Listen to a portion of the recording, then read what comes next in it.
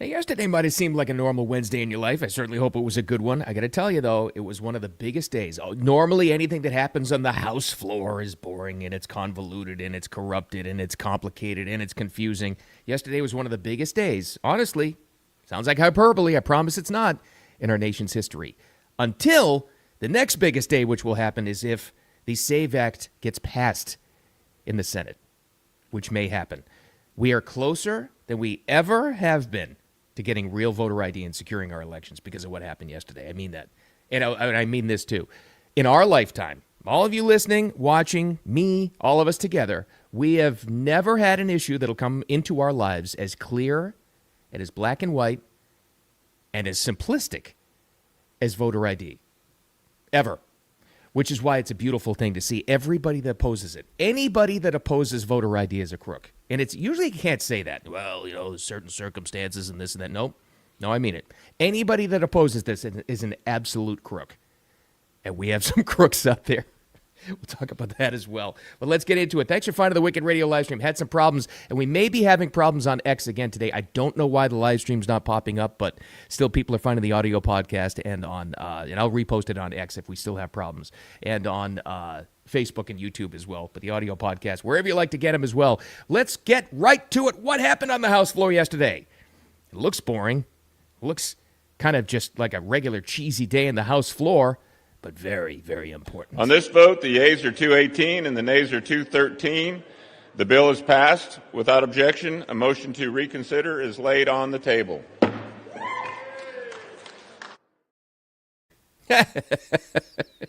Who do you think of? Kind of a. I guess they were mostly gone after the vote or something. Who do you think it was that went woo? So obviously, my money's on the gun-toting mama from Colorado, Lauren Boebert. My guess is her. But anyway, it passes. What does it mean now? It goes to the Senate. Real voter ID. Now, what are some of the politicians saying about it? Haven't heard too much from them to support this until, and this is very important in the story, until most of the country spoke up and said, we support this and we want this. This is why I always say, if there's anything you get from me ever, it's this. They hear you. Your voice does matter. It's easy to fall into that trap because we've been so conditioned. We've been so beaten down to think that our voices don't matter. They do. This is exactly why President Trump, for the past 3-4 months especially, has been saying time and time again and posting again the national popularity among all people, all demographics, all parties of voter ID that we wanted. And he's tagging these representatives as well and showing them that we want this. This is why it's so important. And now they're all coming out of the woodwork to support it, aren't they? Let's start with some of these guys. Here's Steve Scalise. Haven't heard from Steve Scalise in a while. Well, let me tell you, and it's been brought up. Try getting on an airplane and flying home tonight without showing a picture ID. Try going into a bar without showing a picture ID. Try getting into the Democrat National Convention without showing an ID. They required it. The same Democrats that are saying things like Jim Crow said you have to have an ID to get into their own convention because It's a great point. That's a really good one that a lot of people haven't said. You would have to show a voter ID and go through a security check to get into the DNC convention. But they don't want but it's Jim Crow laws if you do it for an election. Right. Well, here's Ted Cruz. Let's see what the Senate. Now, Ted Cruz has been championing this for many, many years. So here's what Ted says yesterday. He's happy about it. Ted's ready to go. The House just passed the Save America Act. The Senate needs to take it up and pass it. I'm an original sponsor of the Save America Act. This is common sense legislation. This is legislation that requires proof that you're an American citizen in order to register to vote, and it requires a photo ID to go in and vote. Texas already requires a photo ID. It's an easy, common sense step to avoid voter fraud. The vast majority of Americans support photo ID, and yet Senate Democrats are doing everything they can to block it because they want. Well, that's true, Ted. So now you need to get to work. So now the ball truly is in your hands to get this to work and to force other senators, some of them Republicans, who are giving you static on this, Ted. Lisa Murkowski from Alaska. Imagine that. I said this yesterday. John Fetterman, the Democrat senator from Pennsylvania. He's ready to vote for it. Lisa Murkowski, Republican senator from Alaska. Not so much. That's a problem, Ted. You need to work on that. You have the influence in there. Get it done. All right, now. So where are we in the Senate? Before we start to play And I just cherry-picked a handful of Democrats. You can pick dozens of them today. I just found few. Some of these ridiculous arguments they're making. But we have to get the common sense argument out of the way first so you can kind of juxtapose it and play it on two picture screens to see the insanity of the argument, the stupidity of the argument that they're making against voter ID. But okay, after we heard from Ted Cruz, where does it stand in the Senate now? Well, we've got this, and this is very big. John Thune, majority leader in the Senate, has signed on to this thing. This is big, and he explains why. Should non-citizens be voting in American elections? The answer is no. And the Democrats have taken a hard position that it's okay. Now, the law already prevents that, but if that's true, then why wouldn't we want to put into law something that would require when you go to vote that you prove you're a United States citizen? And that's all the SAVE Act does. And so, you know, they can cry and lament this actually being voted on, but I'd be hard-pressed to have to defend a position that doesn't believe that you have to be an American citizen to vote in American elections. Right, great. Okay, so get everybody to play along, John, finally. And that guy, by the way, okay, playing ball now, that's great. Again, and I make this point again and again and again. What got them to move? Why are we here this morning talking about about voter ID having a real shot, that we really could secure our elections finally in our country when every other country in the world does it? Why? Why are we here? Because they heard you. I hear it all the time. You guys drop me in the comments all the time and say, it doesn't matter anyway, whatever. They're not going to listen to us, whatever. Yes, they did. Yes, they did. They did hear it because these national polls kept coming out and your president kept posting it and reposting it and reminding all of these politicians, if you want to keep your job, if you want to stay in power, if you want to get voted in again and do whatever the hell you do to make money, legally or not, you better get this thing passed.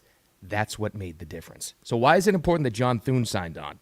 Senate Majority Leader signs on as a co-sponsor now. That means the bill has 45 senators signed on to co-sponsor the thing. You're getting closer and closer to passing this. That's absolutely massive. All right. You know the common sense. Nobody even has to explain it to you. If anybody with a half a brain cell and who's not a crook wants voter ID, what are the Democrat arguments against this? Not all, and they're not all Democrats, but what's the main Democrat argument against this? Like I said, I cherry-picked a bunch of them. Here's Catherine Clark. Here's another Massachusetts beauty. They caught her in the hallway. That's why you hear the heels clicking down on the floor. What's the reason? What reason could you possibly come up with to vote against voter ID? With Clark, you are saying that the Save America Act suppresses voters, but over 70% of Democrat voters actually support voter ID. What's your response to that, and why are Democrats so misaligned with the base on this issue?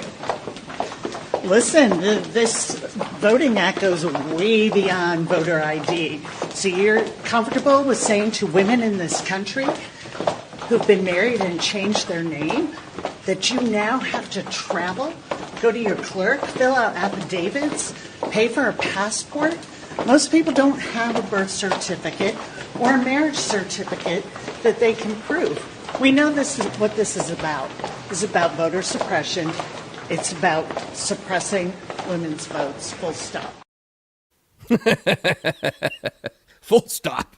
What an absolute freaking crook. How insulting is that?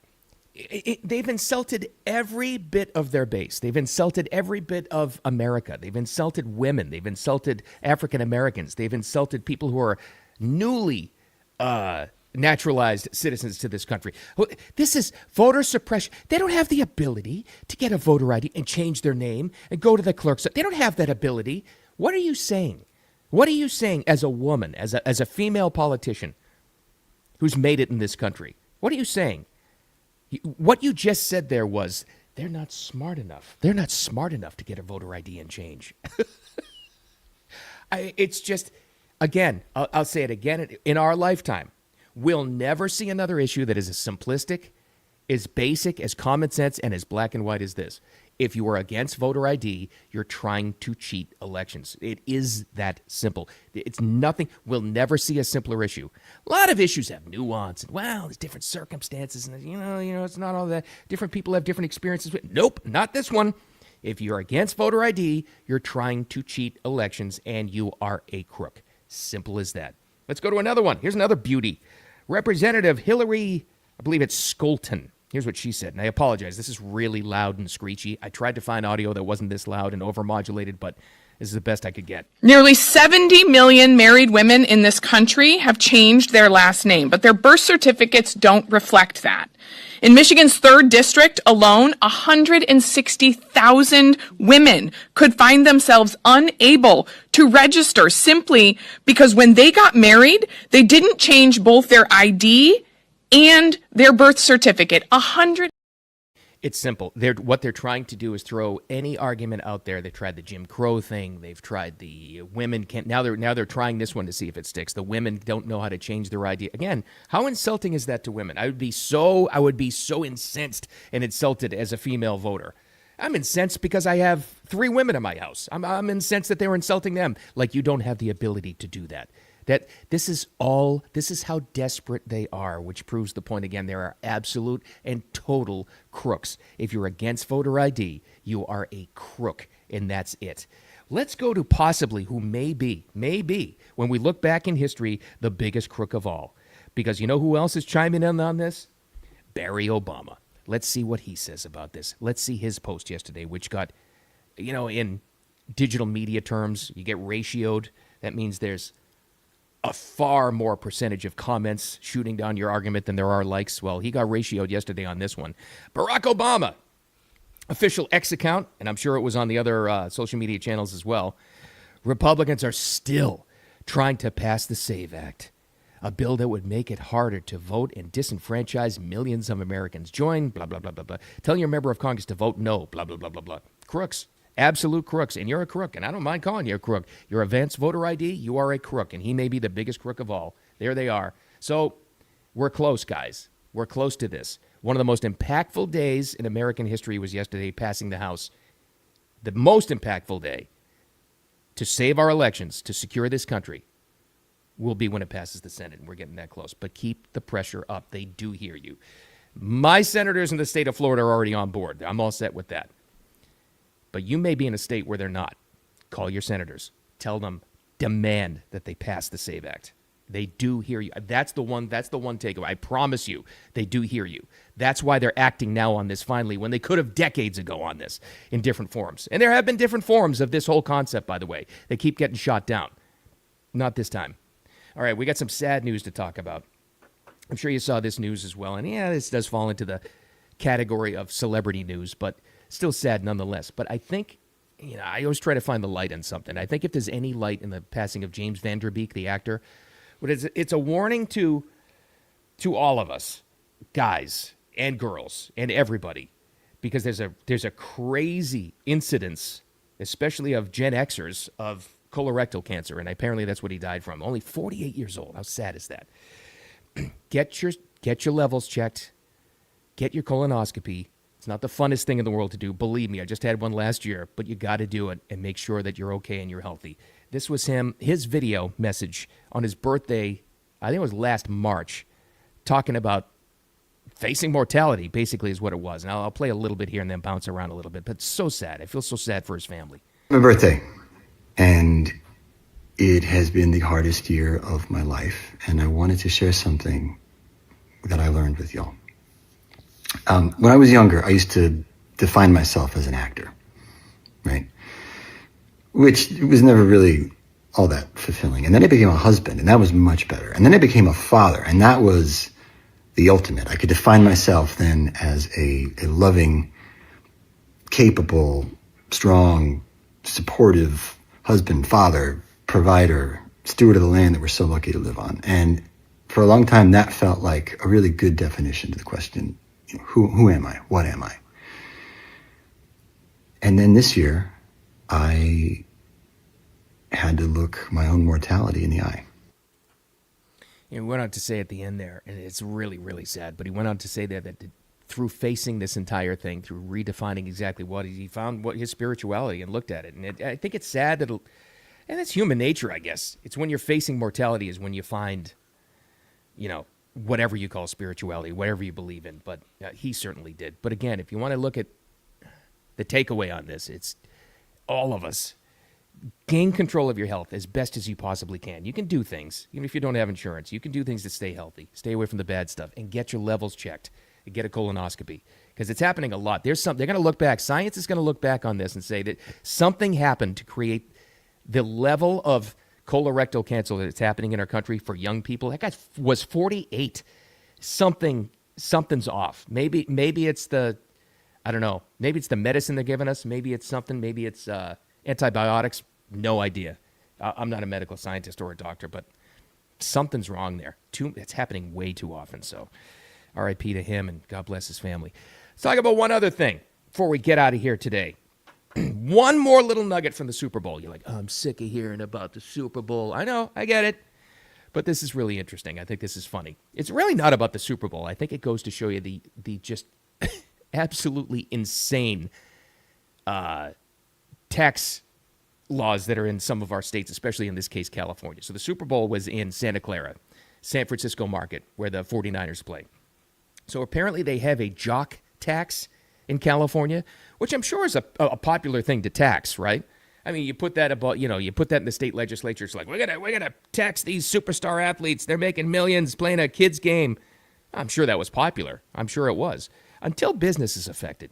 So listen to this. So the Seahawks, as we know, unfortunately, won the Super Bowl. I'm trying to erase that game from my memory.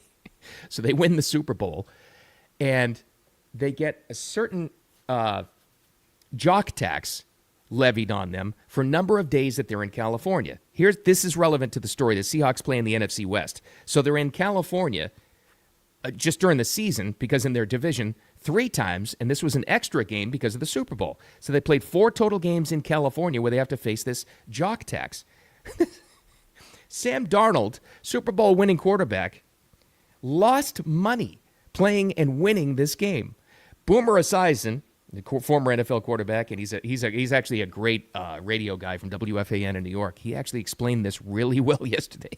And his point is he doesn't think any games, any Super Bowls should be played in the state of California ever again. He says the National Football League's Player Association should say, no, we're going to stop this thing. This is what Boomer said. Super Bowl, the winning team, each player gets $178,000. In other words, the Super Bowl isn't a part of their salary. And because the game was played in California, and California has a jock tax, and they look at duty days, so each team spends 7 days in the state of California. So those are 7 duty days, and they pierce your regular salary at 3.5%. So he has to pay, when you take in account he got the $178,000 plus his overall salary, he has to pay the state of California for spending 7 days there $249,000. That's just so stupid. I mean, Yeah, but really is. it ends up costing him $71,000 to go play in California. Now, if I'm the NFLPA, now you got to remember, it's probably even more than that, because since he's in Seattle, he's playing against San Francisco 49ers. So that's another day he's there. And he's playing against the LA Rams. That's another day he's there. So he's probably had like 9 or 10 duty days, or maybe even more than that, in the state of California. So if I'm the NFLPA, I'm like, hey, we're not playing any more Super Bowls in California. I've seen a lot of comments on this, which are fair as well, and are good points. They say, "Oh, who cares? Oh, they're athletes. Who the hell cares how much they pay? So what? Big deal. So what?" Well, until you start to lose like some benefits from this. And what if it happened that the NFL Players Association, because they love to protect their money, and the players will push for this now that they're aware of it. What if they do push back, and what if that state loses teams and games and players and Super Bowls? It could be, but what a tax scam that is. Just gonna show you. Even though it's superstar spoiled athletes getting robbed, there's still people getting robbed because of a ridiculous tax scam. So I don't know. Keep it in mind. All right, again, if I can share anything with you today, it's this. Please get your health levels, your blood levels checked, and get a colonoscopy if you're in your 40s or 50s or even ahead of that, because there is something going on with this colorectal cancer. If you take anything away from the sad James Van Der Beek story, that should be it. Something's going on. So make sure you stay healthy. And they hear you. I'm telling you, and I promise you, these politicians hear your voices. This is why they're acting on it now, because all these national polls have come out, and the president is saying, you better vote for this voter ID SAVE Act. You better get it done. I'm telling you, they hear you. So get through to your senators and tell them to pass it. Let's see what happens with that. Thanks for finding me. I appreciate you. Still trouble with X. I don't know what's going on with that. I need to work on that today, but you can still find the replay on that. And the replay on X and YouTube and Facebook and the audio podcast, wherever you like to get them. Thanks for hanging out with me. It's Thursday already. Make it a wicked awesome one. I'll talk to you tomorrow.